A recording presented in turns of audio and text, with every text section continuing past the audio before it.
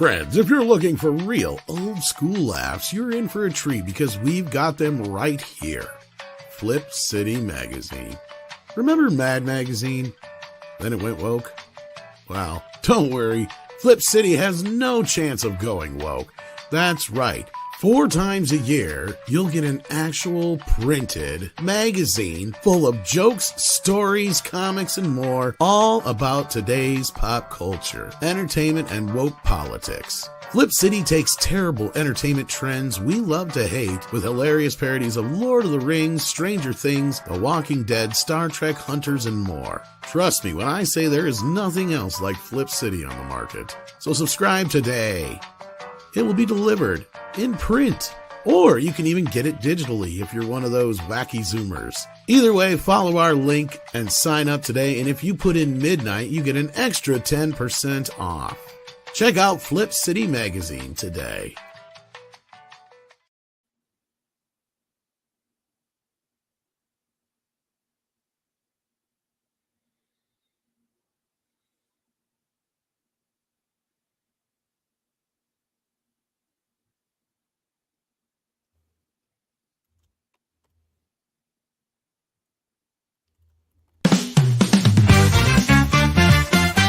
We're gonna get a little bit crazy, wild and maybe even vulgar if you please. It's after dark and we're gonna light it up. Got some fun in store for you, no tease. It's time for Midnight Set. A little naughty, will hopefully make you chuckle, but we ain't trying to hurt nobody, so get ready quick on the double, cause it's time for Midnight Edge After Dark. It's your mid-show-ish time election thingy. Well, we hope we're midway through the night anyway. Let's hope. Because a lot of the polls are closing. We get ready for the big news. We're going to talk a little entertainment news. Little counter program for anybody who's a little sick and tired of all the election coverage already, or may not be ready for it yet. We got a few of us here to talk about a few entertainment bits that come out today. We got 70s rock fan making a comeback here. How you been, Brian? Pretty good, mate. Thank you. Quiet day, obviously. Nothing going on as I'm a Canadian. Just the usual struggle to find enough dirt to eat and make sure the government doesn't overhear me whispering anything I shouldn't. Yeah, that's true. And speaking of saying things they shouldn't, we got Price of Reason here. How you doing? Good. How's it going? Oh, it's going good. How you been? I've been pretty good. Yeah. Let's get this rolling, though. I want to say hello to everybody in the chat. We got Goddess a Whim sending us in a super sticker right off the bat. Thank you for the support, Goddess a Whim. Appreciate that. It's a little Sheba dog, farting hearts. Thank you so much for the support. I see so many regulars. We got CC in the chat, but he's not on the panel. Yeah. So you should feel bad for not being here. Damn Canadians. That's right. Indeed. Yeah. But we got Mecha J in the chat swinging around a wrench. We got RJ Godzilla, Many Dragon, Corley and Rogue, Deadman's here. Daryl Brewer's in the house also with a wrench. So hit that like button. Share out the link. We got Sander Hammerslag here. See D-Bud's here. How you doing, D-Bud? Beat Bop Boop is in the house. Phoenix Knight is rising. We got Gonzalo Bergali in the house. Let's see who else is here. We've got Snorty Bear. How you doing? Yes, he's lost his poopus. He did lost his poopus. I know. That's weird.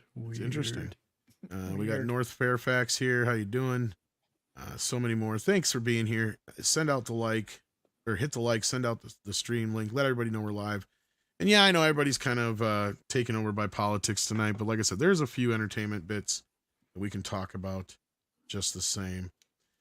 So yeah, the first things first, I mean, might as well just jump right into it. We got a brand new trailer today for this movie that we've been hearing a little bit about called Waltzing with Brando. And it has, what's his face? I just forgot his damn name.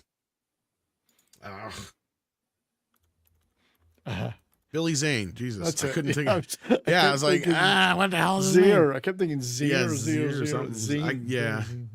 Yeah. Anyway, so Billy Zane playing the legend Brando. So let's take a look at this trailer. I thought it looked pretty good, but I don't want to give too much away. And John Heater's in it as well, or Header, however you say his name. The whole name for justice, we must go to Don Corleone. Well, why did you go to the police? Why didn't you come to me first? Cut.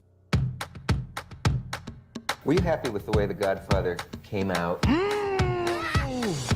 don't think that's really worth talking about. I hear you like to build great big domes and stuff like that. I guess you could say I'm passionate about structurally efficient environments in the most inhospitable areas of the world. Me too. That's why I chose Beverly Hills. I own an island nearby. It's more beautiful than words can describe, and cinematography can capture, and I want to move there. An island with no potable water. Working on a process to bring clean, drinkable water to the island. Made from my own urine. Or food source, or electricity. Eels. Eels. Electric eels. Put the eels in the lagoon, we siphon off their energy, power our generators. To live out there with even a moderate amount of modern convenience would be a monumental undertaking. Bernie can build it. I want to build the hotel right here. Wait, hotel? What hotel? How else do you think I'm going to pay for all this? The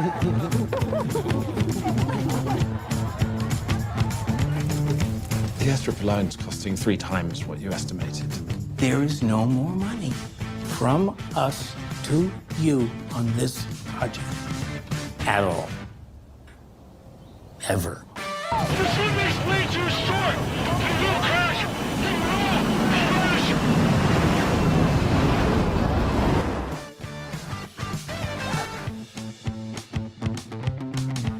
And scene. That's great. That was really great. So yeah, so that looks interesting. So what did you guys think? What do you think, Brian? Oh, I think that looks really good. It's Billy Zane. Yeah. He's superb there. He really is good. I had only saw this when you posted it earlier today in our DMs, and I had even heard about it. I thought this actually looks interesting. The first thing I thought was, I wonder if it's something to not anything connected to, but inspired a little bit by The Offer. Yeah, I in the wonder. sense- yeah, in the sense it's looking back at, because that was very much looking back at the creation of The Godfather, and interesting portrayals of everybody involved. And now, of course, we've got this, so maybe it's just a little bit of interest in that era has been reignited. And it's not a story I'm particularly familiar with, the whole island. And evidently it's true. I looked it up. So Yeah, I didn't really know anything about it. yeah. So What do you think, Price?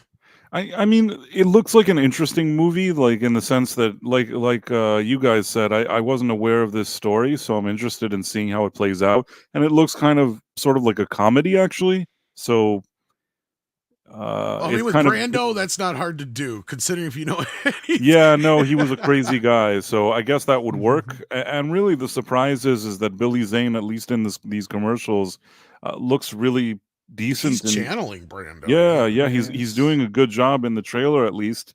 I would have to see the whole movie to see if it can really hold this up. But I never really thought of him much as an actor. I didn't think he was a bad actor, but this probably requires more talent than I thought that he had. Well, if Script was here, he'd probably remind us that you're right. Like, Billy Zane is more of a character actor of sorts. But that's the type of actor you need to do stuff like this. Right. No. Yeah, maybe I underestimated into a him. role, yeah. I mean, he was fine in Titanic. He was the jerk that you needed, and he did whatever he needed to do there. But I feel like aside from that, it's not like Back to the Future, he barely says even anything in that movie. Yeah. I don't remember seeing roles that he really won me He's over. been in The Phantom and... Well, Yeah, I guess. I mean, again, I didn't think he was a bad actor, but I think that this is still a level above what I thought he was capable of. And yeah, I mean, sometimes people surprise me. And in the sense of if it's a good movie or not, I don't know. That John Heder guy, I haven't seen him in a while. You know, I'm just okay with him, but maybe he could do something good here. Yeah, actually, Hamdinger in the chat mentioned Dead Calm, although that Dead Calm is quite a distance back, but that was a great movie, and I think it might have been even one of Zane's first. John funny, Heater is Napoleon Dynamite, right? That's right. Yes. I would never have. It's funny. I would never have thought of Billy Zane, and yet when I see him here, he actually does bear some physical resemblance. Yeah, And it doesn't no, look like they no. had to do much makeup work or anything either. Yeah. If they did, Yeah, it M- just seems no, to when- have a bit of the what's the zeitgeist of Brando in a sense. I mean, the voice isn't the greatest. I saw somebody else, I think it was Bryant, say something in the chat earlier, but it doesn't matter. He's got the attitude, the look. I mean, the voice ain't perfect, but it's not bad. And you don't want somebody going in and doing like a Brando voice through the whole movie anyway, because Brando didn't talk like that all the time. No, of course. Right. No, I mean, my version does, but Yeah, you don't necessarily want an impersonation. No, you want an no. interpretation. So I could see that, but there's a couple of other neat performances in there. I mean, Richard Dreyfuss is Yeah, Richard Dreyfuss is good to see him in there. superb. Yeah, absolutely. The funny thing is, looking it up, the director Bill Fishman. I don't know if I've ever heard of that guy, but he's mainly known for decades worth of music video directing. So he's a bit of a music video guy. Well, that kind of used to be the old school way of making your way into movies. You'd start with like commercials and music videos, and then eventually do like a TV movie or something like that, and So some he TV still shows, and then get a seems to be movie. doing a lot of those. I mean, I saw noticed he directed Car 54. Where Are You in 1994. Oh, so he's been around for a while. Yeah, Okay. it's 94, 93. He's got stuff from Tapeheads. I remember that one. Oh, Tapeheads. That's a cult classic. Same Yeah. director. Yeah. So I think there's some potential here. That's got, was it Tim Robbins with John Cusack, or who is it with him? I'm trying to remember. I know John Cusack's the one guy, but I'm trying to remember who the other guy is. For some reason, I see Tim Robbins in my head, but I'm probably wrong. It's been about 30 years since I've seen Tapeheads. I had the DVD It's at one point. Cusack and Robbins, isn't it? Cusack. That's what I thought, It's but I'm not Cusack, 100%. It's Like I John said, it's been Cusack. about 20, 30 years since I've seen it. But what's interesting is that as we I mean, you and I and others talked a lot about The Offer. Yes. People, if you give them an interesting story of that era of filmmakers, I think there's an audience there for it. It doesn't seem to have anything in it that's got present day concerns overly, but it's an interesting story about when people in Hollywood were still a little bit interesting in some ways. So, Right. I mean, it's probably not going to be a huge budget, but could do pretty well. No, hope and it I never does. even heard of the VMI, the company putting it out. So, I No. mean, I don't expect this to be any big, huge box office boffo film. It really matters also what the budget is. If this later Right. we find out, like with that Saturday Night Live movie, that they spent, I don't know how much, I thought they spent a lot of money on it, then it may not make its money back. But if this is sort of a small, more of an indie, almost indie type of movie, I think that it could probably do okay. It seems to be don't think it's a streaming thing. I think it is a cinematic release. Didn't see any streamers associated with it, so No, don't it's think not created by a streamer, but once Yeah. a streamer picks it up, that'll probably But I'd be up for pay that. for the movie, I'd I think imagine. Tia Carrera's in it too. Yeah, it's got a pretty decent supporting cast. Yeah. And what's funny is the first time I saw the picture of Billy Zane as Brando, I thought it was that Hot Toys figure or whatever it is of Brando. I didn't realize it was really it. I thought it was because he looks that good in that picture. But I'm not finding a budget here, but I can't imagine it's a very high budget. No.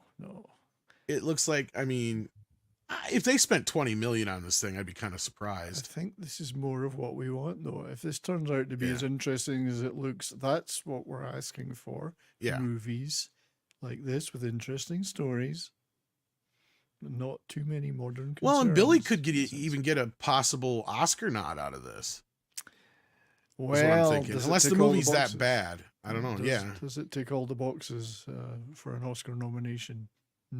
It looks interesting based on the trailer, but until we see the movie, we won't really know.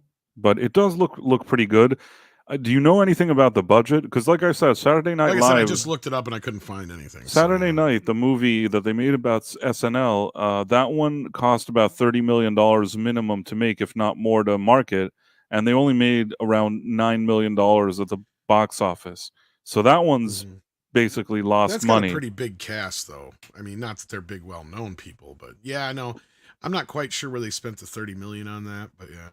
I would think this is Outside of it being a period piece. This will be in the 20 to 30 million range. I wonder if it is filmed in Tahiti. That I don't know. Could have been a nice excuse for a holiday for the filmmakers. Well, that or they found a cheaper place that looks like Tahiti. Well, indeed. I don't know. There's probably no, it looks a few interesting. of It'll be those. interesting to see what it does. I mean, I'm not saying he will get an Oscar nomination, but this is the kind of performance, if the performance plays out in the film like it does in this trailer, I would say it's the kind of performance where you would normally say, well, yeah, that's an Oscar-worthy performance. It's possible. It's possible. You know, it really matters what this movie is going to be like, and if it's too comical, maybe the Academy doesn't like that. Yeah, but that's plausible. Also, Marlon Brando, they have issue. Oh, I forgot Marlon Brando. They have issues with him. They want to cancel him posthumously. Is that posthumously? Posthumously, yeah. Posthumous? I didn't hear about this. Now what? Yes, they want to cancel him. Chris Evans joined in that. Don't you remember that some lady that did like some kind of naughty scene with him in 1970 Oh, something? that stupid thing they're still going on about in Last Tango in Last Paris? They'll in never Paris? forget that stuff. It's like, first of all, she They never realized said the it thing that they're saying. Two, if I'm not mistaken, and I'm not trying to be rude, I don't think she's even alive. So basically, they're pretending that they heard something that she said that I don't think ever said, even though she's not alive, and neither is he. And that's the foundation of canceling him. And Chris Evans like immediately went out and he's like, I can't believe I like Marlon Brando. Look at what an awful person he is. Do you remember that? Yes. Yeah, I can't imagine what Chris has done in his lifetime. But anyway, indeed. That being said, well, we have no super chats or member chats, so we'll just move on to our next story, unless there was more you guys had to say about Waltzing with Brando. I think it's out. Is it out this month? Later this month? I hope so. Yeah, looks good. Yeah, Looking I'd forward like to to check it that, out. and a few more little movies like this with some interesting stories. That would be nice. Well, Tom Hanks seems to kind of agree with you. I know he's not the most popular right now, but he had a few things to say here that I thought were interesting. I always wonder to myself, I know this is off topic, if it's justified. I mean, I know that he's probably not like, he's not the nicest guy the way they try to present him in Hollywood. And I don't know about his past or what he's done or what he hasn't. But I feel like he's become a symbol that sometimes I'm not sure if he deserves all the hate that he gets. Like, did he really do something bad? He's annoying. Don't get me wrong. I can understand why there's the rumors that he's a Right. But the thing is that aside from rumors online, aside from the rumors online that he likes to play the fiddle, yeah, I've never seen anything except for rumors online. Now, I'm kind of like you. I'm in the middle. I feel like he's both overrated and gets overly hated at the same time. Right. I think that that's a fair way to present him. Because I've never really hated him or loved him in either way. Like, my favorite performance of his is probably Forrest Gump. That's the only. And my second place is Big. I would say that that's all right. Yeah. Number one, Forrest Gump. Number two, Big. And then most of the other stuff, like, some people like Philadelphia. I do like him in Catch Me If You Can.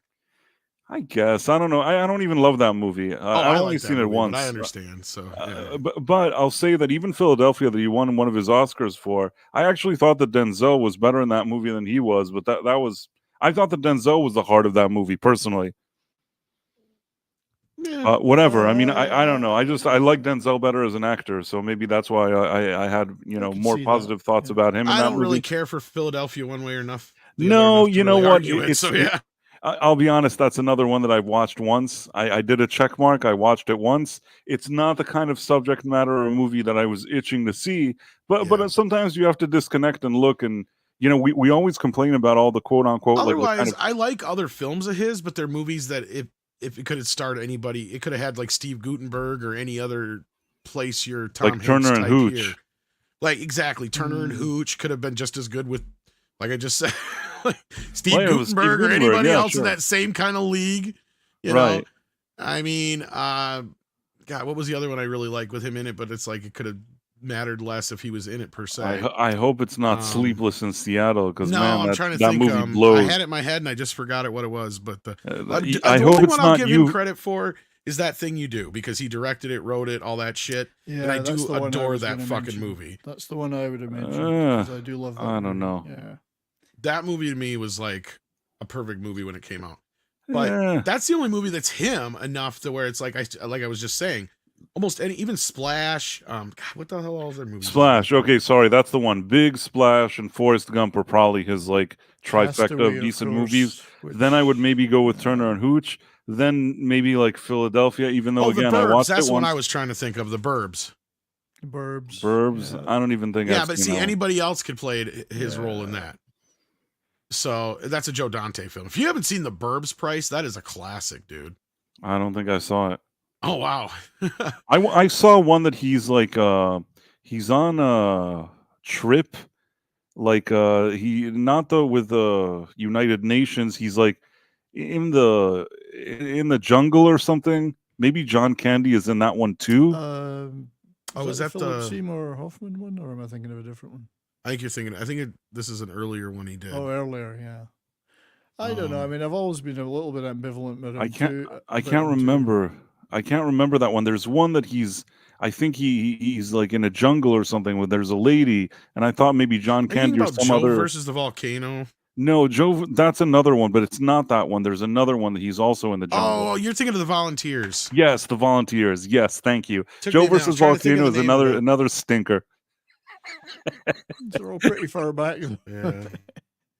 Well, anyway, so Tom was on. Oh, what were you gonna say? Sorry, Brian. Well, I think he's great in some of these more these days. Anyway, I mean, some of the earlier comedies, I think you're right. It could have been anybody, but when things like Sully or Otto, Man Called Otto, where he's doing kind of older guy roles, I think he's pretty good in those. Bridge of Spies, he was pretty good in. But I think, whilst I'm ambivalent about him for many reasons now, I actually think he does have some points, a few points in this article that I agree with. And I come from the position I actually love big, bombastic spectacle movies, as long as they've got a story too. And we've got an awful lot now that try to do the spectacle but don't really have the story. So I'm not saying I would never say, no, we should stop making these big fantasy or comic book or sci-fi or action movies, because I love a lot of those. Let's just go back to having some better stories in them. So I wouldn't do away with them. I'm not sure he's arguing to do away with those. But anyway. No, yeah, to get into his comments here, because he was recently on the Happy, Sad, Confused podcast. Yeah, where's the story, is what he's saying. And talks about how he has never had a meeting with Kevin Feige about joining the Marvel Cinematic Universe, but honestly, I don't really even see what role would he do in it. Yeah, I can't even think of a role Tom Hanks could play. I mean, obviously, in the MCU, ton of comic characters I've never heard of, but nothing seems to fit in my thinking of yeah, that'd be a good role for Tom Hanks. He's maybe pissed off he never got the call because he wants the money. Maybe. Well, does he really need it? You never know. I mean, look, the guy's had a pretty storied career. I mean, as Nelson Sharita sends in $2 to remind us, he is good in or he says great in League of Their Own and Survivor. I don't know, he must have made about 80, 90 movies or something now. Oh God, at least. I mean, I've always appreciated his role in things like Band of Brothers as producer. Yeah, and of course, whatchamacallit, Saving Private Ryan. And... yeah, stuff like that. So yeah, I mean, he's that kind of, Saving Private Ryan, that kind of role, the slightly older mentor role, he's superb at. And I thought he did a horrible job as Walt Disney, but he was okay in the role. I didn't think his acting was all I didn't feel like he was channeling Disney at all, but now in the Elvis movie, that's the point where I actually gave him props. He was the best part of the movie, I said. Of course, yes. No, it's actually, I quite enjoyed that movie. I mean, the movie was better than I thought it was going to be, but I was like, Jesus, I couldn't believe Tom Hanks wasn't playing Tom Hanks playing something. I thought he was pretty good in the movie, but I thought the movie was annoying. That's fair. But I mean, if anybody who's ever seen any interviews with Colonel Tom Parker, Hanks nailed it. No, I thought he was fine. I didn't have And any not issue. only that, he got out of his own way. And this is where I felt like I said, is like there was points where it felt like Tom Hanks just kind of wasted away, and there was nothing but he was finally, for the first time ever, soaked up into a role since maybe Forrest Gump. But You there was could be still a lot of right. Tom Hanks in Forrest Gump, right? Don't get me wrong. Well, But I this don't know felt whether- like there was zero Tom Hanks there. No, He was just I agree with completely you. this That was a good evil, performance. maniacal dude. And it's the first time he's ever been portrayed like that, too, finally. yes, The movie was annoying. I don't. He didn't sugarcoat the performance. Let's put it that way. So It was he a actually- candy ass Elvis portrayal. It's probably but the yeah, closest we ever get to Tom Hanks playing a villain. If you That's think about true. it. But do you agree it was a Mm. candy ass movie aside from that? It's a weird movie.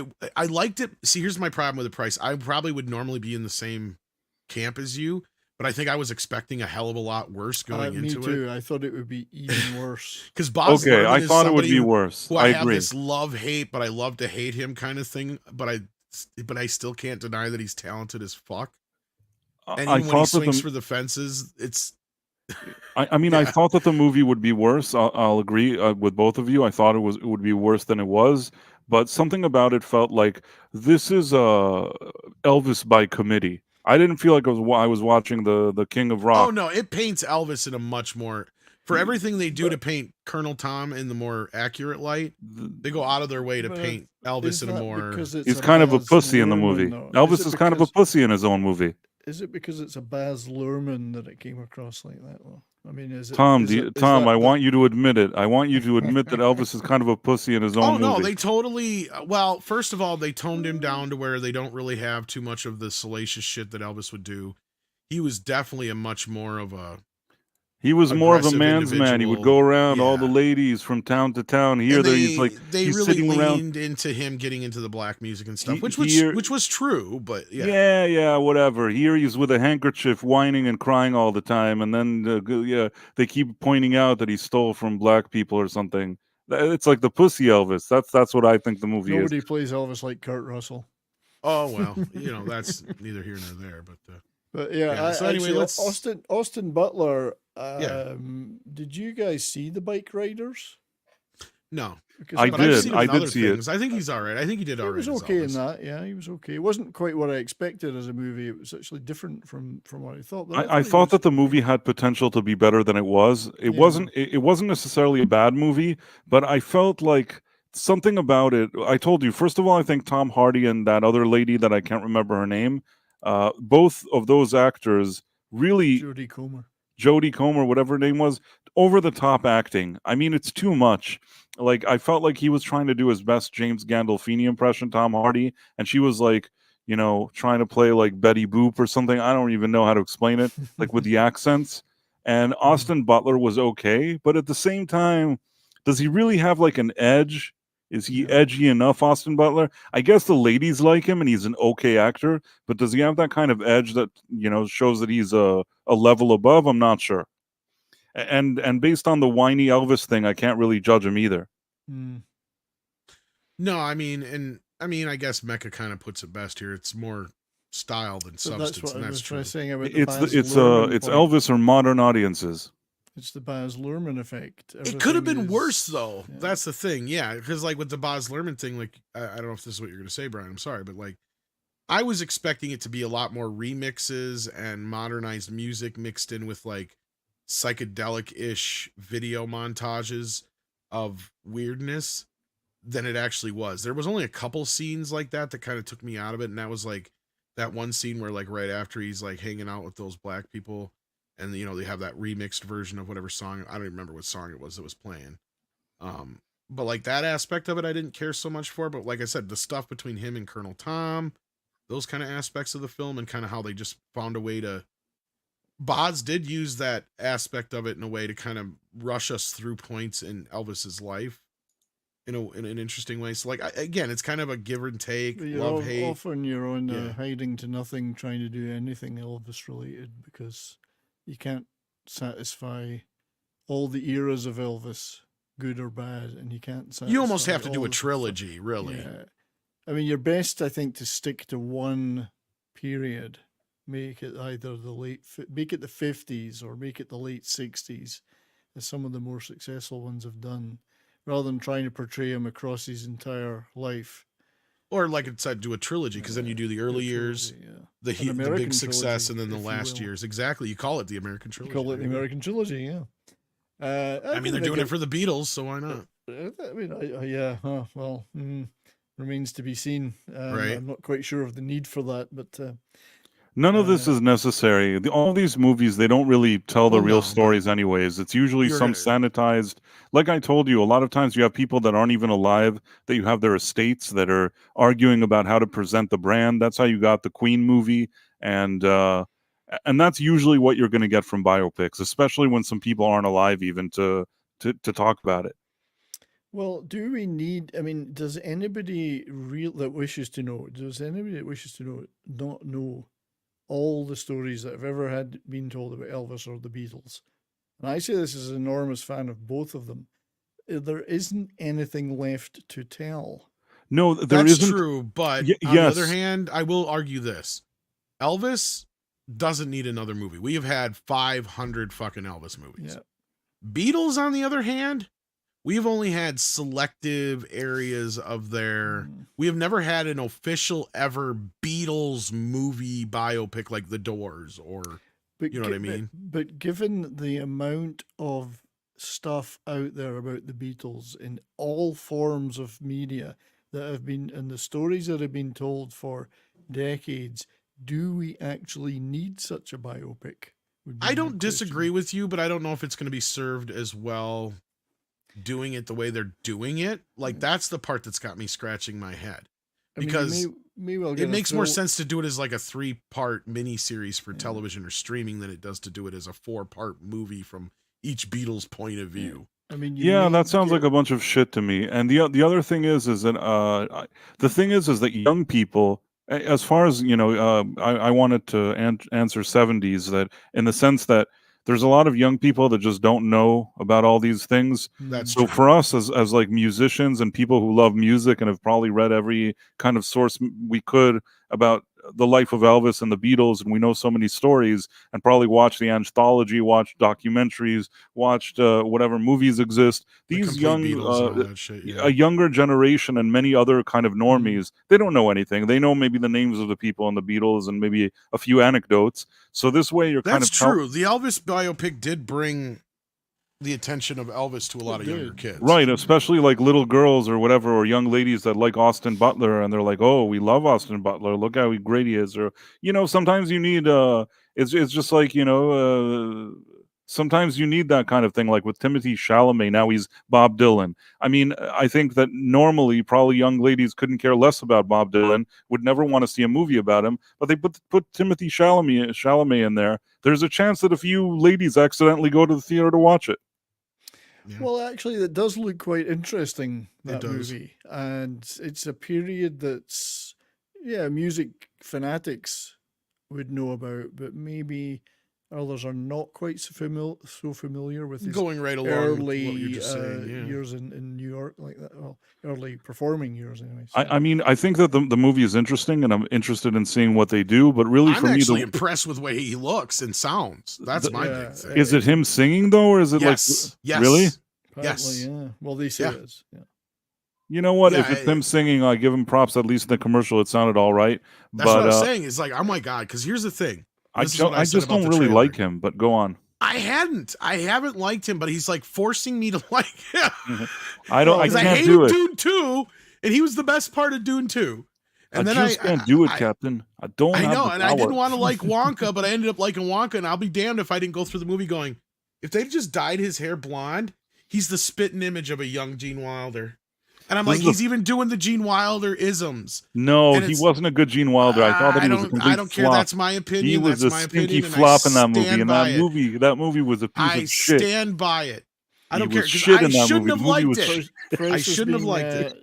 It was a shit movie. Wanka. Mainlining his steroids today. But either way, point is, after I saw that trailer, and here's the thing that struck me with him doing Dylan in that trailer.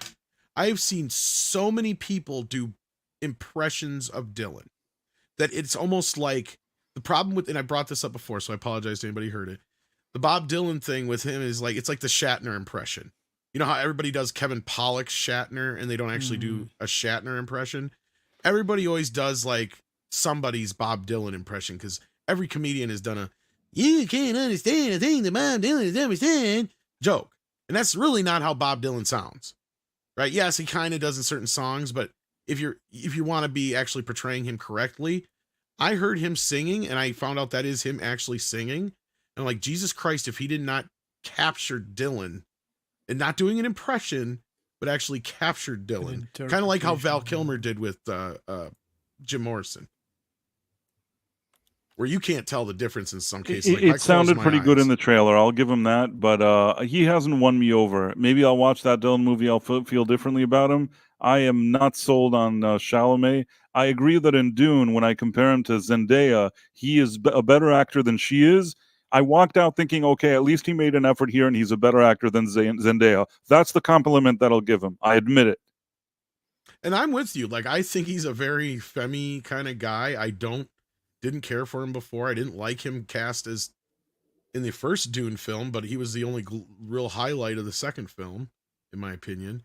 I thought that in the second one he stepped up his game. And I shouldn't have. And I'm a huge Willy Wonka and the Chocolate Factory fan. Like, I couldn't really stand that actively movie. hate the remake because of it. That movie was shit. I couldn't stand any aspect of it. I mean, it was an awful movie in my opinion. I shouldn't have liked it by all means, but I did. I mean, anyway, I forgive you. I forgive you, but you know it was a shit movie. This detour was brought to you by Ozempic. Anyway, on the Happy Sad podcast here, he talks a little bit about the DC universe and MC universe and all the video or special effects laden comic book films of the last 20 years. Remember in the 1970s and 80s, they tried to do a TV version of Captain America and Spider-Man, even Batman, the Adam West one. Technology didn't exist to make it look like it did in the comic books, and now it does, Hank said. You can do anything at all. You can probably say Christopher Reeve's Superman was the first one that came close because of the cutting edge of the technology to allow for wire removal. We all believed a man could fly. When we saw it, it was quite extraordinary. Well, that's not quite true. They didn't really remove wires. It was just the way they figured out how to shoot him on blue screens and shit. But anyway, we are now enjoying the luxury of riches, and because you can make anything happen on screen now, we are being brought back to the concept of, okay, that's true, but what is the story? Hanks continued. You can dream Lake Michigan and fill it with cuckoo clocks that form a three-headed dragon that breathes fire and destroys Chicago. I mean, you can do that. I want to see that movie. Me too, right? Yep. But yes, Kitty, I know I don't know what your problem is, but I'm trying to read.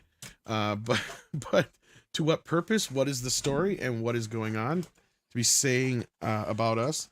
There's a period of time, and I felt this way too, where we would see DC and MCU movies in order to see these better versions of ourselves. God, I feel like an X-Men sometime. That's weird. I'm confused as Spider-Man. I am as angry as Batman is. I don't know if I could ever see Tom Hanks as angry as Batman. Is Batman angry? Yes. Should he be angry? He might be angry now. I don't know, Batman, Bat Tom, are you angry? Bat Tom's angry. Whoops, I didn't mean to do that, but yes, I'm angry all the time. That anger feeds my vengeance. Does it feed your cat though? No, that little fucker won't leave me alone. He's a little dick. You want to see a video of him? It's so hilarious. Ha ha ha. Because he keeps trying to bite all my food. Mm-hmm. You want to see this? This is a true story. Just a minute. I don't know how to do this YouTube and stuff right. Okay? Alfred, come help me with this. Alfred's dead. Don't you ever say that again. Actually, that's not quite true. Michael Caine is still with Okay, this is an actual video of me with my cat. I swear to God. This is no lie. See, there's my Charlie and the Chocolate Factory poster right there. That's totally me. My cheeseburger. My cheeseburger. Get down. Get down. Okay, that's not really me. But this is funny. That's not really you, because you would. There's no way. Bullshit. There's no way they. This is what I deal with every time I eat. Negan steals my food. You'd think I'd be a thinner I would human never being name my with this cat full of shit Negan. around. Negan. He doesn't look like he's lost a lot of food. No, he doesn't. Maybe they're Watch, this doing him a cat comes favor. back for more. We're trying to save your life. We're trying to save your life.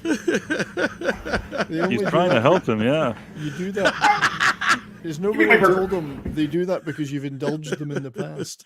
Yes, exactly. Yeah. Anyway, back to the actual story here. I don't know why that reminded me of that video. So you have a And I dry actually had it memory handy. poster. I don't. No. As big as I am, I'm not that big. Damn it. No. Anyway, he was saying here, you can dream, blah, blah, blah, blah, gotta feel like da, da, da. We've been down that road.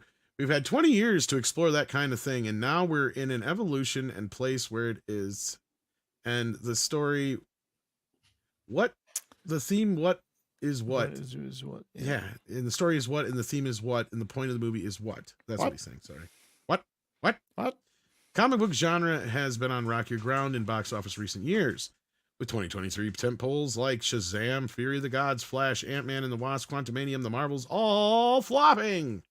And this year we had Madam Web, Joker, Floppadoo, and Venom: The Last Dance. And I don't know, it's kind of a little early to be calling Venom a flop, but I don't think it's going to do nearly as well as they hope, that's for sure. Anyway, just opened trilogy's lowest numbers, and yet Marvel's Deadpool and Wolverine is the second highest grossing film of 2024, and the biggest R-rated release in history with $1.3 billion. As Hank sees it, moviegoers are just no longer interested in VFX spectacle. The industry often says if this works, it will work again, but the audience is way ahead of it, the Oscar winner said. They see the familiar and they say, I've seen that already, what's next? And it's just not eye-popping stuff. It's what's the story? Tell me about myself. We're in a new territory about that every year, it seems. Okay, well, first of all, this tell me about myself, that's part of the problem here, Tom.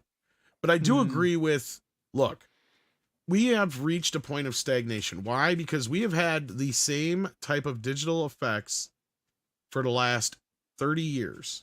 Nothing has changed. But you go back through the history of film before that, what changed all the time? The technology, right? Like, we just did a video on Roger Rabbit, right? And look at how advanced that film was, but now how quaint that is by today's standards, because you could do all that shit with computers. Yeah, but would it be any better with computers? I don't think so. No, I think I really like the work that was done on that movie, on Roger Rabbit. The art is really, really great. it's art. That's yeah. Well, you said the word there, art. I mean, they had books about showing you the kind of animation they drew there by hand. 24 frames a second. It's just amazing. I mean, it's hard not to appreciate the kind of work they did there. Absolutely. I think things have stagnated. I mean, if we're talking about VFX, CGI, special effects of that kind, generally speaking, you could say, make an argument it's gone downhill in the last 10 years. Whether that be from the skills of the people that are making it or the technologies just languishing, I don't know, but it just doesn't. Well, there was a lot of personal. This is the thing, and this is part of the whole, and it's a bigger problem also with all this kind of technology and AI and all this other stuff. Back in the day, if you wanted to make an animation like Roger Rabbit, you needed real artists that really brought personal character to the ideas there. It wasn't just a computer doing things. It was like a meeting of the minds of all these great artists working together to accomplish something. And I think that at the end, even if it's something that's happening behind the scenes, you feel it when you watch the movie. You feel the creativity, you feel the originality. And then today you just have somebody clicking a few buttons on their mouse. And yeah, maybe the object will go from one side of the screen to another, and there are a lot of things that'll look cool, but something seems lost. That little touch of personality is gone. When it comes to, sorry, I just want to say we're even more far removed from that price when it comes to AI. Right. I mean, and because it's like that with AI music. is taking the human out of the equation altogether. First, it was like you had the kind of transitional period where it's a lot of technology, and then you feel there's less character. Now it's not even a human being that's setting these things up. It's mainly just prompts and AI. That's the future. It also, that's why all this kind of AI music doesn't even sound so bad compared to what we've been Well- getting in recent years, because recent years they've all sounded like some kind of It's a weird robot computerized machine that the same formula producer anyway. is just Yeah. 'Cause churning it's- out the yeah, same. Yes. Well, because it's also they- using music from times when music was good, so it's giving exactly like you were just about to say, a mathematical equated version of something we used to like. Right. I mean, basically, we've been served shit on all fronts for enough years, and we've kind of grown used to seeing all this crap, and now the AI is going to make more crap that's similar to the kind that we've been fed for the past 10 or 20 years. So it's all kind of like a smooth transition of crap. Indeed. No, and I totally agree with you, and I've preached about the music industry and how it went to shit, mainly because how they use digital instead of using it the way they should have. And the movie industry is making the same exact fucking almost exact. Like, I should almost do a video on this or write a video on this. Because, and Brian, you know exactly what I'm fucking talking about. And I know, Price, you might know too, because I know you know, in your personal life have connections with the industry A bit, in a sense that, like, you went from for years, record was the dominant form of music, period. You either had the 7-inch, single or the 12-inch vinyl, what have you. That was your basics. Then they would try tape for 7 when you could have 12, Tom. Exactly. And they would try to sell you, they would try to sell you the 8-track. They would try to do the reel-to-reel, but unless you were somebody who could actually afford shit like that, a record was actually a pretty good deal. Then the cassette kind of came into the picture, and they got the idea of, oh shit, now we could resell everything, and so did CD at the same time. So they did that twice on us. And then instead of trying to find something next in line for physical media, because DVD audio didn't quite take off for them, which anybody could have told you that was going to happen. You should have kept just trying to make the CD more adaptable with other things or do something cool with that, but that's neither here nor there. Point being, at the end of the day, then they're like, oh, this digital thing, that sounds like a good idea. Let's get in on that thing. And what have they done? They've destroyed their industry. It is completely and utterly destroyed. Unless you're somebody who's on a level like a Bruce Springsteen or somebody like that, you're not making any fucking money. Not on like your Spotify plays. Not like you would if you had a top 10 hit or a top 40 hit on the radio playing. Or like if you were selling hot in a music store. Go find a music store. Well, I guarantee, here's the problem. Artists used to make a hell of a lot more selling you that 7-inch single than they make off of you buying an MP3 version of it, even though it's a hell of a lot cheaper for the companies to make that MP3 version because it costs nothing but storage. The artists are still getting screwed because there's just not the money there anymore.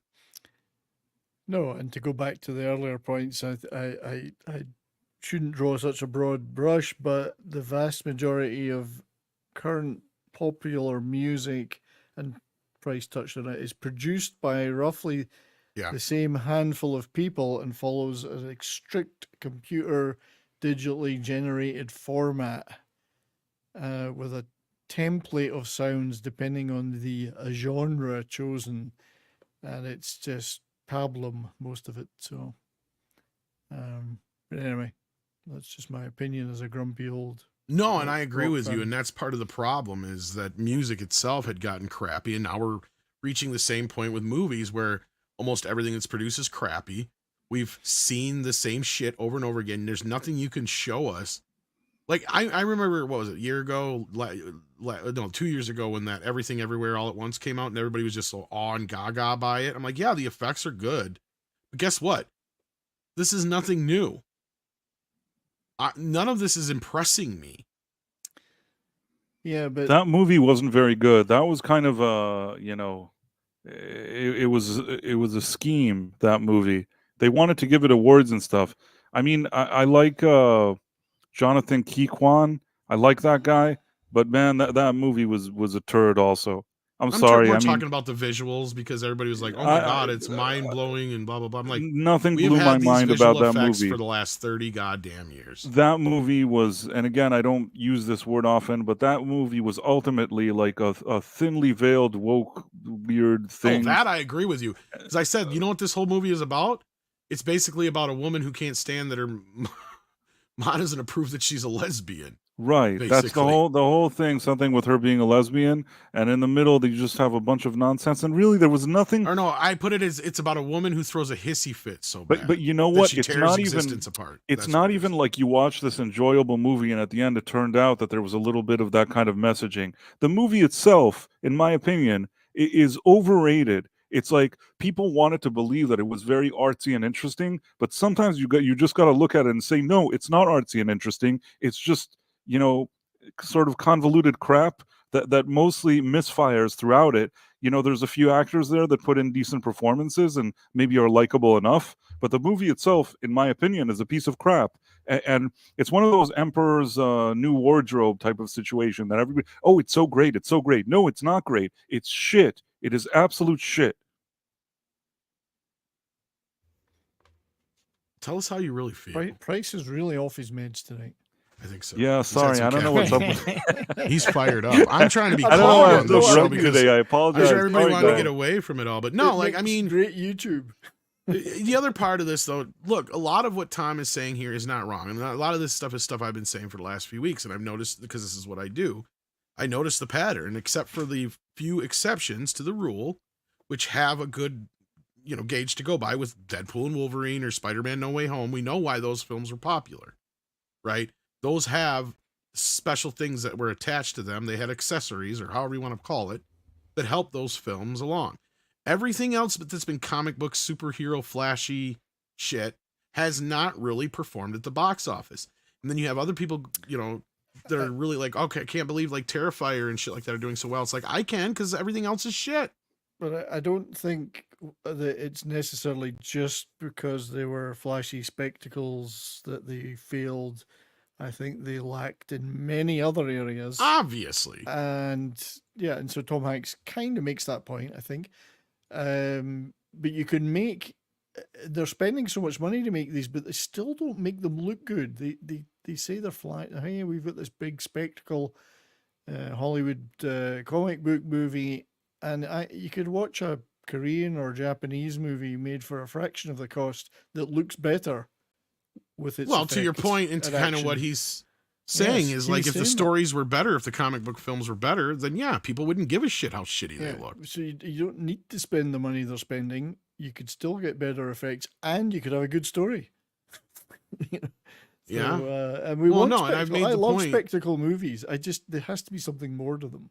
Oh, absolutely. And I mean, I made the point, like, if Marvel wasn't the one that fucked this whole thing up, right? I mean, yeah, DC struggled from the start, so you can't really put all the blame on DC or half the blame even on them. It's mostly on Marvel for forcing this diversity, DEI bullshit down our throats for the last few years with their characters and not giving the audience the basics what they want. Because they literally could have just churned them out and not really deviated too much from one to the next, and nobody would have said a whole lot. We could have done this for the next 10, 20 years, I said. It could have kept going, but they pushed this shit so hard, so fast, that you're right, Brian. The other aspect of it's less to do with the flashy special effects aspect than it does to do with people are just sick and tired of these stories. Yeah. They've seen it already.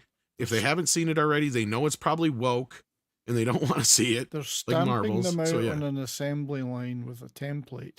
Unfortunately, the template isn't good in the first place. No, if they would have used the other template they started with, they'd be fine. That was my It was point, better. right? It's kind of like with Westerns. Like I said, Westerns dominated for around 50 years, almost. And the reason was because they were diverse in themselves. You could put so much shit into a Western that you could make a musical Western, you could make a comedy Western, you could make a horror, you could make a Western in fucking space. Like you can, it's the same thing with horror, and it's the same thing with comic book films. You can do those types of things. You can make almost any kind of movie within those genres in a subgenre, right? Like it works. And they did it to themselves because they could have kept this thing going for years and years and years. The other side of it is the oversaturation. I don't care what anybody says. Because at the end of the day, Marvel oversaturated the shit. Absolutely, they did. Yeah, especially with all the fucking TV shows. And the problem with that is making the TV shows as important as the movies, because all that did is make the movies less important. And that's where people are They at took right their now. lucky break and they broke it in two. I don't know if anybody agrees necessarily, but I'm sticking to that because we've seen the proof in the pudding at this point. Indeed. And speaking of pudding, I'm afraid I do have to go. I'm sorry to leave you Oh. guys on your own. Well, we're gonna be heading out here soon anyway, but I need Now to drop. Tom is just left with me, and I have so much positivity. yeah, I brought don't so know, much we're gonna be sitting here positivity to arguing the the stream. whole time. So well, we were kind of talking about Yellowstone already before the chat, so we could probably talk a little bit about that. Oh yeah, I have some thoughts about that. So on just so thank you everybody for watching, and thanks Tom and Price for putting up with me.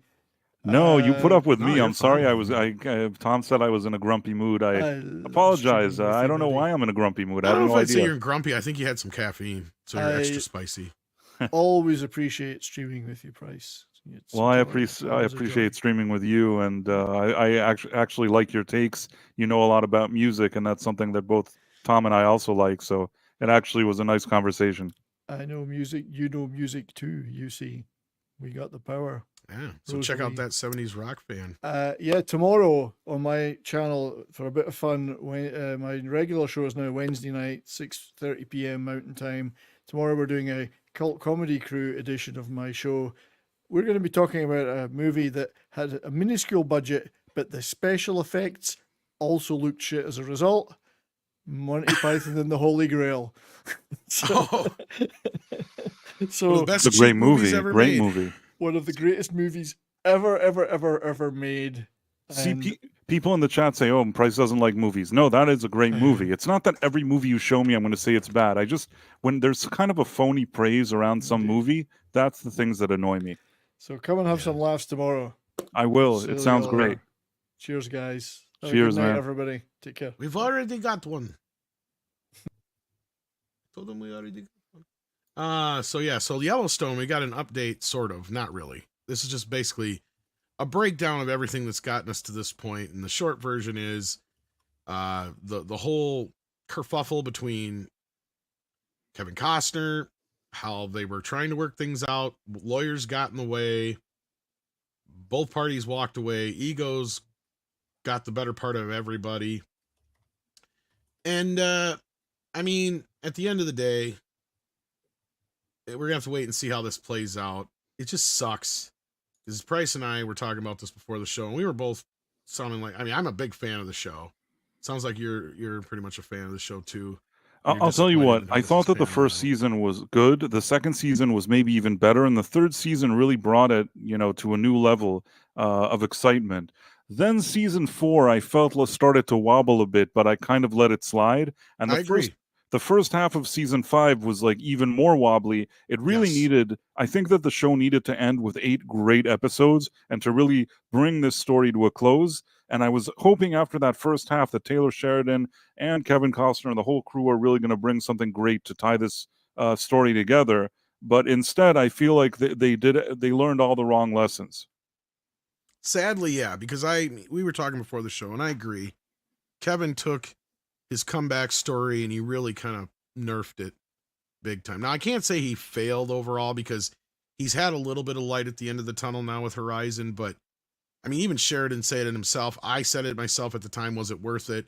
But after reading through this article, there was an interview at some point with Costner I must have missed where Costner did make some good points, right? Like, look, aside from the fact that the strike really fucked a lot of shit up, that's true. I didn't realize how far along Costner was in his project already, and he had clearly planned this within a certain parameter of time where he would be able to do this between Yellowstone, and they fucked with that. And he had financial and other obligations that were already set in stone that he could not break. And the sad part is, it sounds like if these two guys, if Taylor Sheridan and Kevin had just gotten past the fucking lawyers and the agents and been like, look, we need to just sit down and talk, right? I feel like if those two would have just gotten together, had a drink, talked this shit out, they probably could have come to some kind of agreement that both parties were happy with. Because I agree with you. It got to a point where, to be honest with you, Price, even before all this, I was starting to wonder, does Kevin Costner really have much to do here anymore other than just kind of keep the peace with everybody? Because honestly, once that card falls, this whole thing is going to turn into a bloodbath. And I was kind of waiting for that moment, whether he fell dead or whether he fell into a coma or whatever it was. But I mean, that's the thing, is they've done so much to this character already. I mean, his death would probably mean more to the show at this point than him continuing on for another 2-3 seasons with the show. As much as I like his character, he's the only thing that's kind of stopping a lot of these powder kegs from going off in the show. And unfortunately, now I'm curious if we're ever going to see how that plays out, even though Sheridan said that his plan initially did have Costner's character exiting before the show was over. That was always part of the plan. This just expedited things, but that was even before when they still were trying to work things out.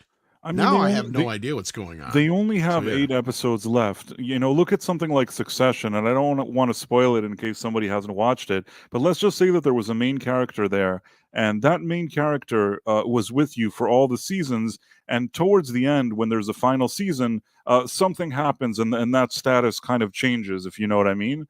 And the way they did it, and it's similar, that there's suddenly a bloodbath after that character is out of the picture, then it becomes like everybody's is at each other's throats. I think they actually followed that plan and it worked. So all they needed here, even if Costner would have come back for a few episodes, Yeah, and I then, agree. and then just have like all hell breaking loose or whatever it is after he leaves, I think that would have been fine. And the fact that they couldn't even, you know, work out something like that, a limited window where he comes and does some scenes, and in the best interest of everybody, they get it done.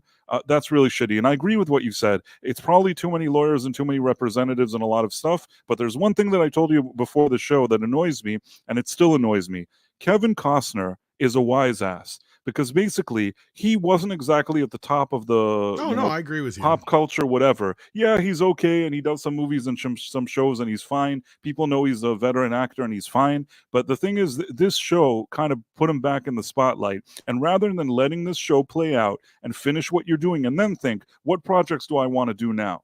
What's my next step afterwards? He already was thinking to himself, how do I show Taylor Sheridan that I too can direct westerns? That's why he went and he made his movies, which he was so gung-ho about making, which if he hadn't made Yellowstone, he probably never would have even made them. He probably wanted to do them because he didn't like that people were complimenting Taylor Sheridan. Now, I'm not saying Taylor Sheridan has a big ego and he's probably like a difficult person to work with too. I'm just saying that Kevin Costner, all he needed to do if he cared about his viewers, which are the ones that put him into that position now that he can even make that Western, finish the fucking show and then go make your stupid movie. Well, and I said at the time, seeing the movie, and I actually do like Horizon, and I can't wait to see part 2. Haven't seen it. And you know what? I didn't go to the theater as a matter of principle because I felt like he wasted my time, Kevin Costner. I watched all those episodes, and then he left, and, you know, I don't like that kind of exit. I don't like that I somebody went for just the gets very up and reason leaves. that I wanted to see if it was worth it. But also, I did know then that this is actually a passion project that he's been trying to get off the ground for over 20-some years now. See, that He could have part is waited true. another year. But I agree with you. The reason he was able to do it now the way he was because he got this notoriety from Yellowstone. And I said that at the time. But like I said, kind of stepping back and looking at it, and again, I'm not giving him any excuses for anything. I agree with everything you just said. But I also see it as a two-party problem. And going through this whole thing and listening to what they had to say, both parties seemed like they were going to be able to work things out. I really do truly feel like it was the lawyers and the agents that got in the way of this whole thing, because these two never talked to each other. I agree with this you. initial falling out. I agree with you. That is on both parties, because these are men, and both of them are being fucking stubborn. And instead of picking up the goddamn phone, and one of them and it should have been Taylor Sheridan. In a weird way, I know I agree with you that Kevin is actually the one in the lesser power point here, but being that Kevin is the veteran person here, Taylor should have reached out to him personally, tried to set this thing up to where they talk. And then I said this at the time when Horizon came out after walking out of the film. Kevin did himself no favors here. He should have presented this idea to Taylor, and this could have been the leaping thing off of having the Yellowstone universe in theaters, because it fits right in with all the other stuff they did, especially the spin-off retro shows where they take place in the past. He seemed to claim, and I don't know if this is true, Kevin Costner was trying to say at some point that he is the one that told Taylor Sheridan about his ideas for Horizon, and then Taylor Sheridan wanted all these spin-offs for like 1923 that and could very 18. well be too, and that maybe pissed him off. I don't know. Maybe, but you know what? It's possible. Because he went and took half the cast with him is what I was trying to get to, but yeah. Listen, the thing is that I think that they both have egos, and I agree with you. It takes two to tango, and I think that they both made mistakes. But if you ask me what I think the bottom line is, if you care at the end of the day, the people that are watching this show are watching it, a lot of it, because of Kevin Costner, or they got into it because of him. He's been an important part of this show. At least finish it. It's so annoying when you're invested in something and the actor is thinking with his ego and doesn't even think about the viewers. It's as if he takes the viewers for granted. Now, you could claim that about Taylor Sheridan, but you know what? I blame Costner even more. I think Costner needed to finish. He waited 27 years to make Horizon. Oh, I agree. Costner had more to lose. Yeah. Wait 28 years. And you know what? Finish Yellowstone in a good way and keep your fans and your viewers happy, you know, your customers happy. Then say, I'm making this Western. A lot of people would have had goodwill and said, okay, what's his next project? Let's see what he's doing. Instead, I think a lot of people didn't go to see Horizon because they were annoyed at him like I am. And that's fair. And I understand where you're coming from. Why'd you say there was a light at the end of the tunnel, by the way, for Horizon? That movie, he lost a ton of money, I think. No, it's making more money. It's not making more money. It's doing better on video on demand, and it did really well on HBO Max. So I don't know what he got from HBO Max, but he's talking with them, I think, about the next parts. So he might be able to fund the rest of the film. Because you got to also understand, he put up all his own money for this thing. He didn't have like he's only got like maybe one or two other investors that I think that are involved in this, and they're all private type of things. This isn't like, and I guess what I found out in the Interium too from this whole thing that I didn't realize before is he did the same thing with Dances with Wolves. And that's what he was trying to do again, was put his own money into his own project. But Dances with Wolves, he got lucky, got picked up. This didn't necessarily get picked up in the way he was hoping it was going to. But now Warner Brothers has it. Rumors going around, or word is going around, that they're kind of happy with the numbers that it's doing for them on HBO Max, and it did pretty well on video on demand. So I don't know if he made his money back per se. I don't think that's the case.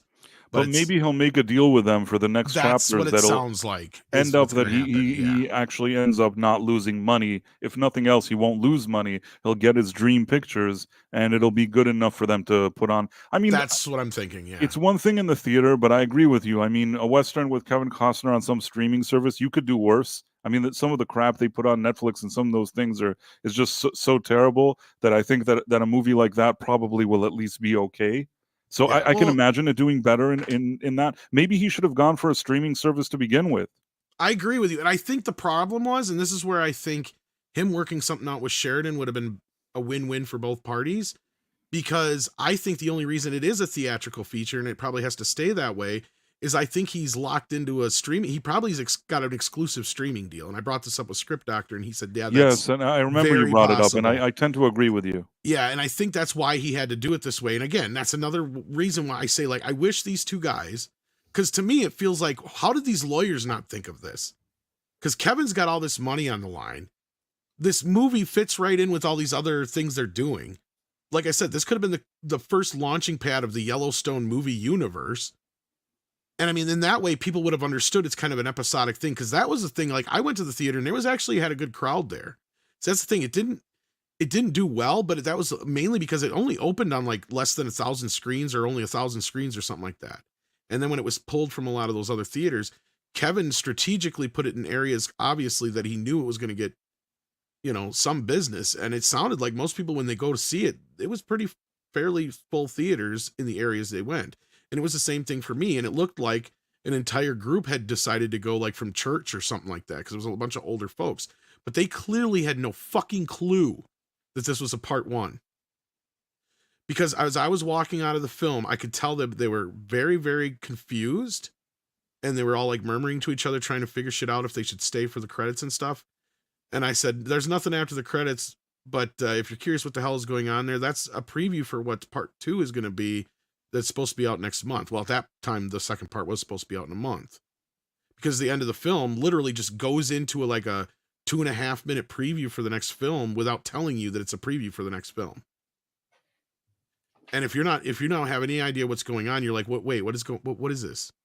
He should have just, yeah, I mean, so this is, again, brings it back to what I told you. Instead of him finishing up whatever he was doing and then going to Warner Brothers. I was agreeing with you, basically. Is that, I mean, he's just, he has a big ego, and he wanted to show Taylor Sheridan that he can do this. That's my opinion. I feel like if he wasn't annoyed by the fact that Taylor Sheridan was getting credit, also I heard that sometimes he would tell Taylor Sheridan, I have some ideas for Yellowstone, and Taylor Sheridan would be like, I don't give a shit. That's a rumor. I don't know if that's true. That's plausible, but this story specifically is something that I know he's had for like 20 some years. I am telling you that if he hadn't been on Yellowstone, he would not have made this movie or this decision. I totally agree that led to him being able to facilitate this at this his time. ego quickly inflated, and it's on brand for his I think it was more behavior. So he had the money for once is what it was. He had the money and he had the inflated ego. And usually, I guess in the past there were times he had money, then there were times that he had an inflated ego, but this time he had an inflated ego and money simultaneously. Very much so, and I totally agree with you. But the problem is I have a hard time hating the guy because he did this himself. It's not like he fucked with other people's money, right? Like, and he had shit that was already set in place. And a lot of it is obviously, look, and here's where I kind of not changed my mind, but I've kind of leaned into it's a both parties problem, is I've noticed this is an ongoing issue with streaming. And this is why I will not give Taylor Sheridan any like free pass on this one. They need to get their shit together on when these fucking seasons and shows are supposed to be fucking done. Because I'm sick and tired of having to wait 2 years for a fucking show. That is annoying, yeah. And never knowing when it's supposed to be on. I'm with Paul Chatto. I used to love getting the TV Guide, the fall preview, and that's why they're my favorite episodes of his, because that was my favorite time of year. Because I was always in a pissy mood this time of year, right? Like September. Because you're going back to school. Right. Summer's over. You fucking hate it. But you know what? You got one bright side. In a couple weeks after school starts, you're getting new cartoons, new shows on TV. You get to look forward to it. And the only time we'd really get to know because we didn't have the fucking internet, the only time we'd know is if we get lucky to see a preview, or you got the TV Guide Fall Preview magazine and you actually went through all the fucking shows and knew what was coming on. And that was what I'd have to look forward to. And then not only that, you had the stuff that was going to be going into syndication. So every day I'd get new shit. Right? Like, you know? So, and then also I could also start recording my shows in order, like, in case I missed something or whatever, I came in late to the game. Right. But yeah, no, Brian, he did try to do a Back to the Future 2 and 3. The problem was he didn't have at the end, coming soon, Horizon Chapter 2. That's what he didn't have. He does not let you know in any way there's a Chapter 2 coming. It just ends in a weird way without, you know what I mean? Like, at least Back to the Future, I think it said Back to the Future 3 coming summer 1990 or whatever it was. But like, yeah. Anyway, Yeah. no, I in the sad They part even is they even showed you bits and pieces of what you're expected to see in Back to the Future 3. They had like it was very much like that preview, actually. That's the weird thing. Because there's like not any talking in that preview, you know that? In the Back to the Future 3 one, it's just all scenes and music. I think there's one It was thing the that same exact thing here. somebody says McFly, like don't they have like Yeah, it's very similar to Mad this. Dog? And I was getting that same vibe from the preview trailer. Like, if you're never even going to watch the movie, you should at least just go and watch like the last 5 minutes of it just to see how it transitions from the movie into the trailer, and then see exactly what I mean. You'll get the Back to the Future vibe, but you'll be like, well, that's stupid. He should have come up at the end saying Chapter 2 coming soon or something, like, Right. so you knew what the hell was going on. Because, yeah, those people were like completely confused. Because I'll be honest with you, dude, I've got it on Blu-ray now since it's came out. I've watched the movie 3 times. It's one of those movies where I start watching it and it just sucks me in. Oh, okay. No, I don't fall asleep. It just sucks me in.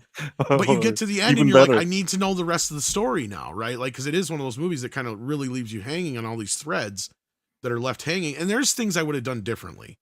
Obviously, it should be just a streaming show or a mini series and not a fucking movie.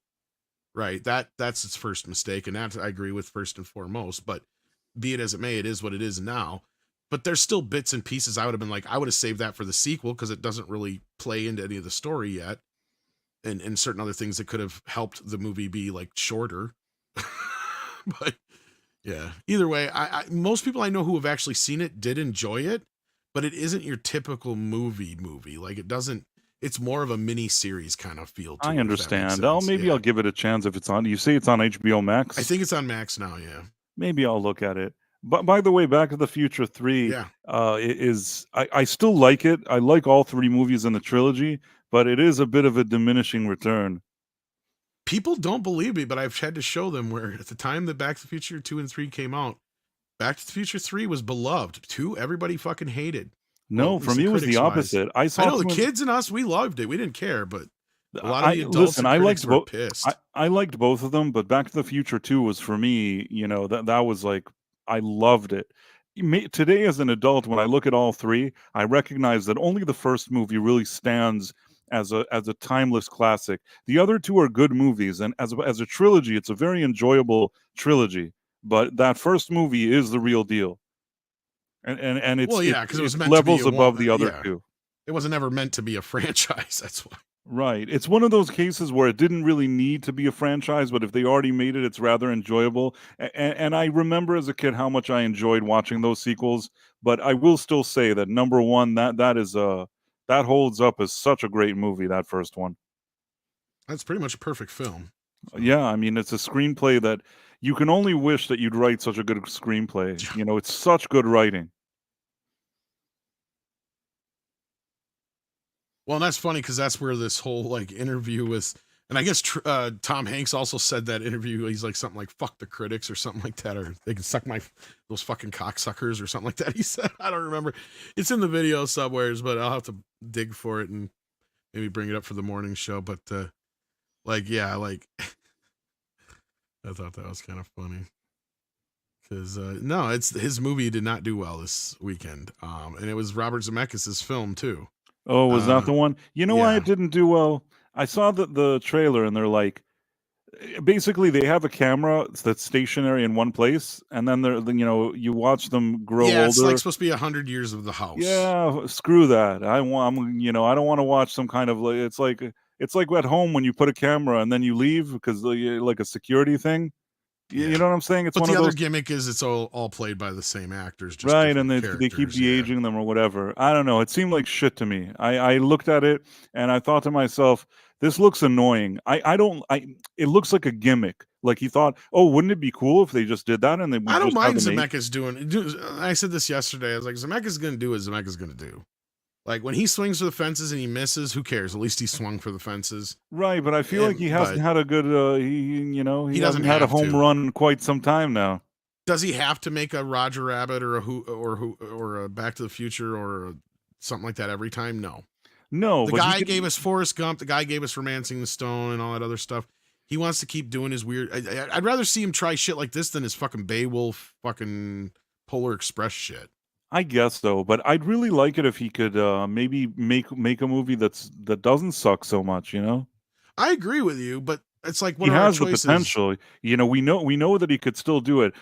Again, I always think I go back to thinking about Tarantino, how he's like, as I get older, I don't want to make any movies, and like I understand him. He's making a good point here. A lot of these filmmakers, they just over time they can't recreate the type of creativity and style they had, and it's like at best maybe they kind of do a greatest hits or treading water. I agree, and that's where here's my thing, and this is why I stick up for Zemeckis, is even if he's had a lot more misses than he's had hits in the last 20 years, he is at least not doing that. He's not at least just treading water or doing the same old fucking shtick.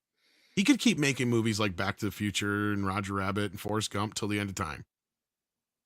Right? But then you know who he'd be? Tim fucking Burton. That's who he'd fucking be. I guess so. And I'm glad he's not, because you know what? We have more of a potential at some point in the next few years here before we lose him, that he is gonna turn out something that will be the next. You know what? I hope Roger so. Rabbit I hope so. I'm not. I hope I'm right. I do. I truly do. I'm not I a will dick. stand up for him until I'm wrong. Yeah. Okay. I'm not a dick. I like Robert Zemeckis. If he makes a good movie and I see a good movie, I'll tell you, wow, that was good. I appreciate that he swings for the fences. I'll give you that as well. But somehow putting a stationary camera there and showing us 100 years, still better than anything James Cameron's done in the last 30 years. I'll give him that. That's probably true, but James Cameron, as much as I don't like, I don't prefer those Avatar movies. He did do something there that visually was interesting or whatever. He does have it. He does have his thing there. When it comes to Zemeckis, the stationary camera thing, I don't know. It I'm not saying it's a great gimmick, but you know what? I don't know if anybody else has necessarily done it before.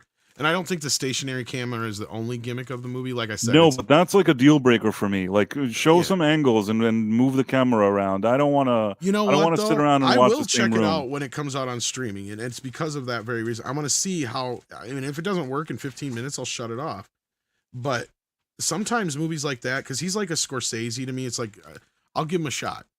You know, like was The Irishman good? No, but it's still better than most people's great shit.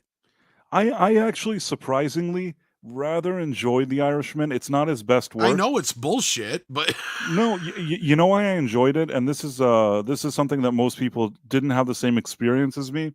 I actually went to see The Irishman in a movie theater. oh, you did? Cool. It played in a movie theater for like 5 minutes because Yeah. they were trying to get some requirement out of the way, and it was difficult even to get a ticket to watch it. It wasn't even like a proper movie theater. It was like it was as if I think it was like on Broadway they were showing it. It was some weird crap that like in a theater that they would never even show a movie. It's like they made it difficult for you to watch it in the theater, and I still went and I saw it in the theater, and you know what? That was the place to watch that movie. It's not the same experience watching it at home on your TV. That's a movie that I'm so happy I saw in the theater. Enjoyed it probably about 50% more than everybody else, just having like a cinematic experience and watching it.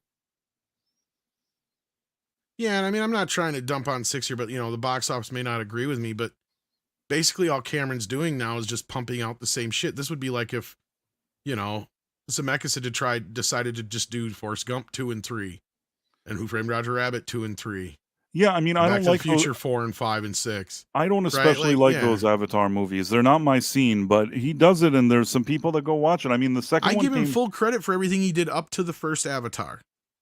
He did a lot of different things, regardless of how I felt about Titanic.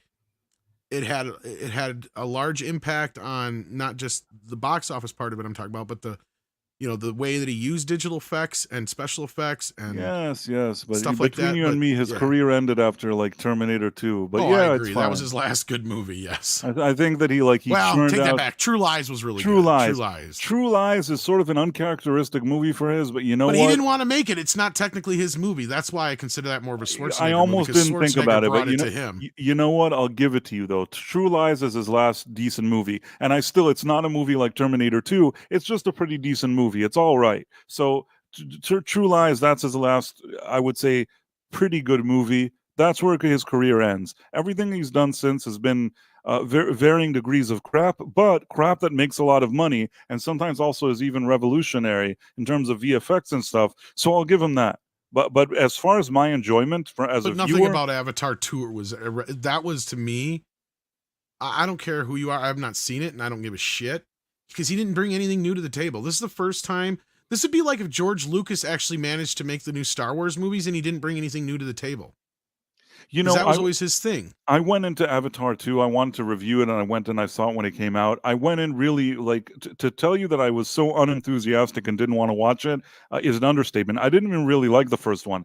I actually thought that the second one, there were parts of it that, as far as like escapism in a movie theater, that I saw like a popcorn movie that I Yeah, didn't that's hate. fine. James knows how to do that. He- And that's he where I'm did it. agreeing with He did it. Six, It- but and I'm not trying to like single her out in the chat. I'm just saying, I was just trying to point out and make my point is that Cameron has not done anything evolutionary or revolutionary in filmmaking in over 20 years. That's fine. I can accept That's that. where he's different than Zemeckis, to where even if Zemeckis's films haven't been successful, he has still advanced certain things, even in the little ways he has with his, you know, his motion capture movies, and now this. I haven't seen it yet, but I'm sure he's doing something with a lot of the de-aging and stuff. I want to address what Six's thing. She says you hate everything. I didn't say. I even said that Avatar 2 surprised me that I thought it would be complete shit, and it was just kind of a forgettable popcorn We've been movie picking on that you I for didn't that for all night, hate. though. But I don't hate everything. And you don't understand. I really like movies. I like music. I want there to be things that I like. It's unfortunate that the quality keeps dropping. So I seem like grumpy and unhappy, but it's not because I don't want it to be good.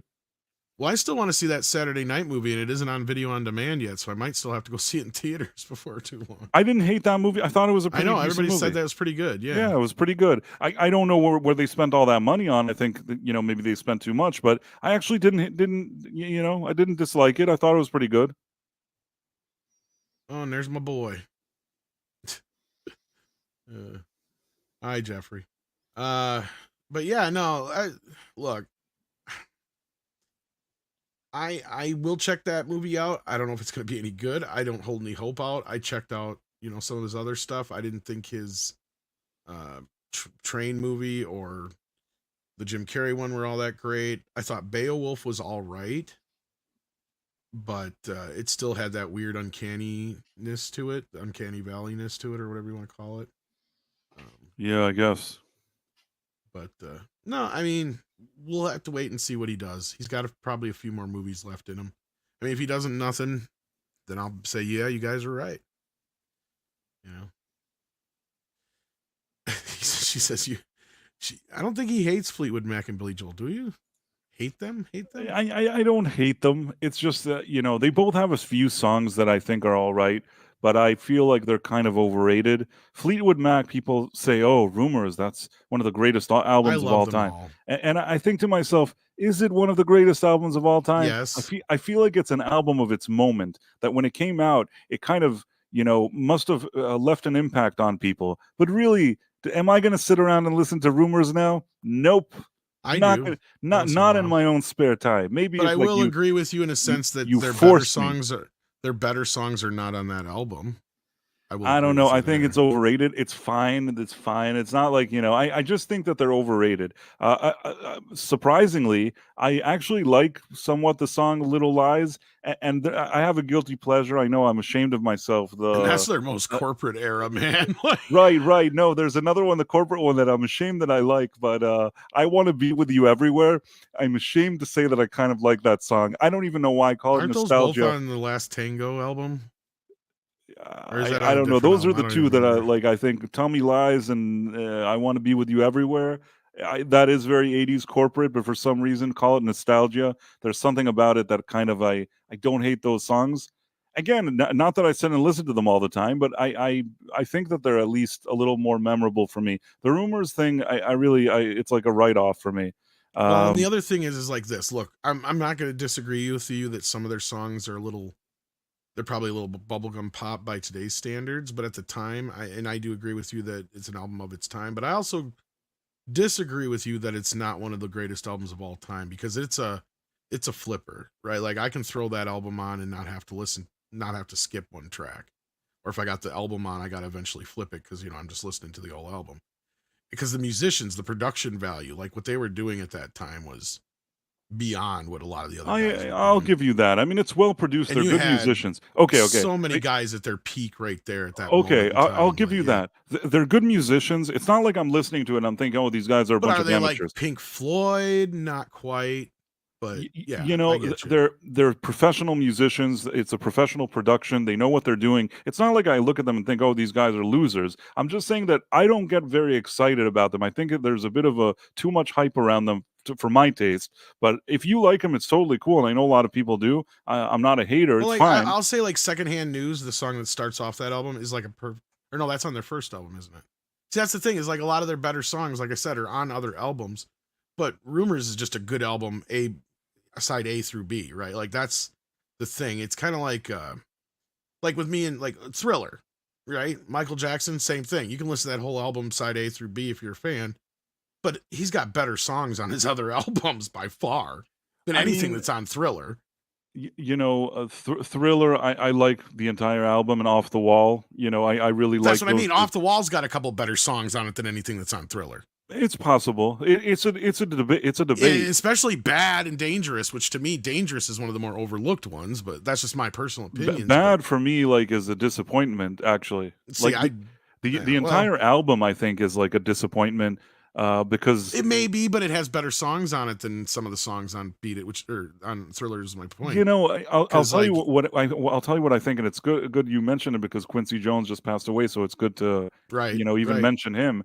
I think that in Off the Wall and in Thriller, I think that Michael Jackson and Quincy Jones worked as partners. Oh, which they're much more tighter albums. I agree with you. Yeah, that's why those albums are great. Unfortunately, and we were talking about Kevin Costner, things like that, and I don't dislike Michael Jackson. I actually like him, but I will say that after Thriller, I think the success kind of went to his head. And rather than having a partnership with Quincy, I feel like it became more of a situation that he's trying to tell Quincy what to do, which is why that album doesn't quite have that timeless touch that Quincy Jones brought to the productions prior. There's a little more like a cheesy synth. As much as I like Michael He's Jackson, missing Rob Temper too. That's the other thing. yeah, there's something about it that sounds a little less timeless But and a my little more point of is this moment. like the song "Man in the Mirror" is a better song than any song on Thriller.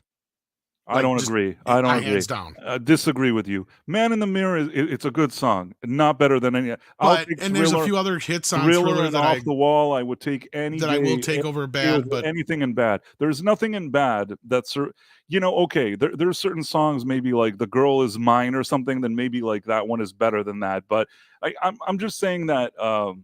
I wouldn't say that there's no songs that it's better than, but I also I think that Bad is a step no, down. I didn't even get to Dangerous or History though either. But still, Dangerous. What we have Black and White. Remember the Time. Those are, again. I like Michael Jackson. Those are good songs. There's some good songs on those albums. yeah, but I know some of the other deeper cuts. I'm not gonna argue with this. Give me a deeper cut. Maybe I know. Let's see here. Well, let's see on. Leave Me Alone on Bad is probably a really much better song than any of the other songs on Thriller. I thought it was pretty good, and it had an interesting video. I like him with the fighting with the monkey and the paparazzi or whatever it is. Even like Dirty Diana is a great Dirty Diana. song. Dirty Diana stands out a bit as something that's a little better. And it's probably one of his best fucking songs. But I mean, hands down, I mean, the one I was gonna go with my coup de grace, what's the word I'm looking for? My death punch is obviously Smooth Fucking Criminal. Nothing can beat that song. That is probably one of his best songs ever. Period. Hands down of all time. Out of all the albums after Thriller, that was my uppercut for you. okay, I'll give you that. After Thriller, when you look at all the stuff that he released, Smooth Criminal is probably the best song that came after Thriller, and it's a song that could have been on Thriller. It's that good. I agree with you. It is probably one of the greatest songs in history, period. But yes. And I think that in that song, this is just my personal opinion, I feel like Quincy Jones was able to do what Quincy Jones does, and maybe with less interference, because that song sounds like it could have been on one of those other albums, whereas some of those other ones, it's a bit too cheesy with the keyboard, and it doesn't have that kind of timeless sound, even though Quincy Jones is there, and I know that if he had free reign, that album would have sounded better. Yeah, I mean, I don't know on that one. I don't know if I agree with the last part, but I do agree. Like Smooth Criminal to me is like everything that's great about Thriller in one song. It's good. It's again. It's like we're not you got arguing. like the bass that's that was in Billie Jean. You've got the story that was in Beat It. You've got the music video aspect of the cinematics, like you had in Thriller. Yes.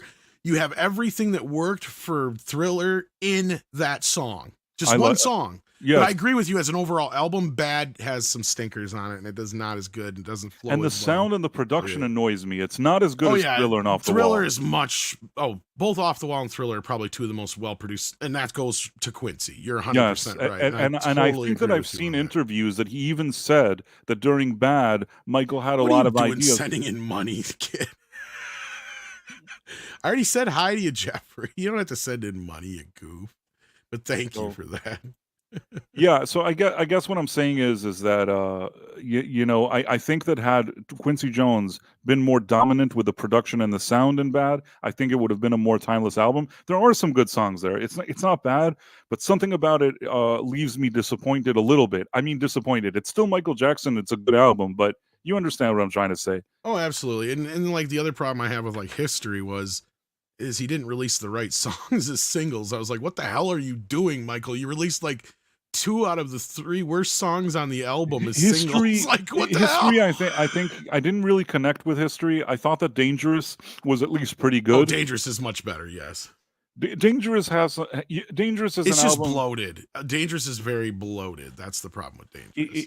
You could still press like play on that one, and like it's a decent enough album. You can listen to about 90% of it without skipping maybe one or right. 2 songs. And then what's his face? The History one. That's the only one that he kind of lost me. I feel like a problem with History is a lot of the stuff. You know what? Here's the problem with Dangerous and History. Dangerous is bloated because he didn't have Quincy and he didn't have the limitations of a record album.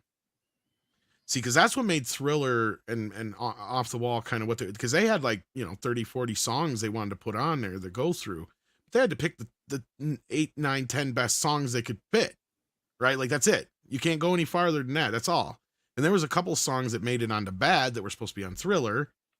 And then Dangerous was so bloated that it's such a big album in itself.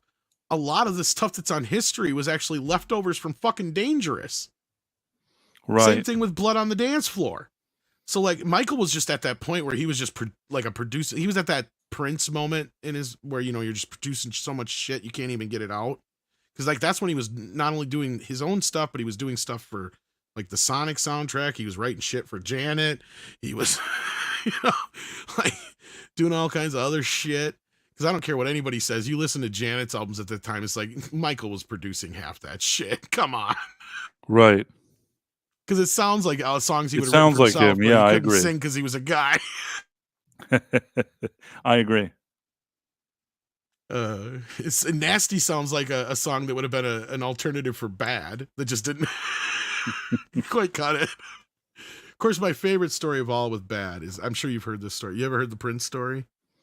I think that he wanted him to be in the song Bad, but then he didn't like, he wanted him to say a sentence like, something like, Yeah. your ass is mine or something, and Yeah, it because annoyed that's him. basically what happened. Yeah, he goes, all right, because they kept talking and they were going to do something at some point, and Bad was the thing at the time, because they were originally supposed to work together on the Batman soundtrack. Because one side was supposed to be Michael, the other side was supposed to be Prince, but Michael was too busy with Bad, so that didn't work out that way for Michael, but Prince benefited from that. And he's like, well, I got a song Bad that I think we can do together. So he sent him over the demo, and he called him back, and he's like, look, I don't know if we can do this.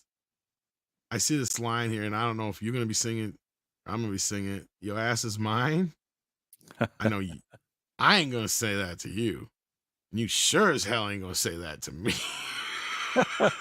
I mean, couldn't they thought of a different Yeah. song? Why did he need And to so do what that he did, song? it was he you know, he's like, you know, he kindly, he goes, I'll get back to you. So he sent him back a package, and in the package he said was saying, you know, I'm sorry I can't do it, but if I was going to do it, this is how I would do it. And he sent him his version of Bad. Nobody's ever heard it to this day. The only person who has a copy, as far as I know, is Michael Jackson and maybe Prince. So he rewrote Bad. But did and sent Michael it back use to him. Prince's version or not? No. Clearly the version he used was Michael's version, but like, yeah. I'm just curious what his retaliation was to That would have been really interesting to hear. I wish I would have heard it. Yeah, because that's like It's too bad we never got a duet though with both of I them. know. That would Well, have been cool. and what's sad is how everybody thought the two hated each other when it was more of a friendly rivalry of sorts. Not so much friendly, but like, I mean, you know, they probably had that competitive thing with each other, Yes, but I think that there was also this kind of mutual respect, and that's the part that the public and press didn't really focus on. well, right, and that's what I was going to get at. Because when Michael died, most people don't know this. Prince locked himself in his room for like a week. I believe that. I mean, Didn't the talk thing to is- nobody. The thing is that, you know, sometimes when you have a competitor like that, it pushes you to do more and to become better, knowing that there's that other guy out there, even people comparing you to, and it's like, what's this guy doing? What's that guy's doing? You know, I'm sure they followed each other's careers and really knew what each of them were doing. It was something that interested them. Suddenly that's gone. So in Prince's mind, this was a guy that he actually respected and saw as like a real competition. It wasn't just that he thought he didn't like him, you know? Sorry, Six was curious what my hat said. Yes, it's a visor. I'm a lesbian for Trump. Proud to be a lesbian. For at least I know I'm free to be a lesbian. And you can't tell me I'm not. Maybe if certain president wins, then I can't say it anymore, but we'll have to wait and see how that works out. Well, we'll see what happens.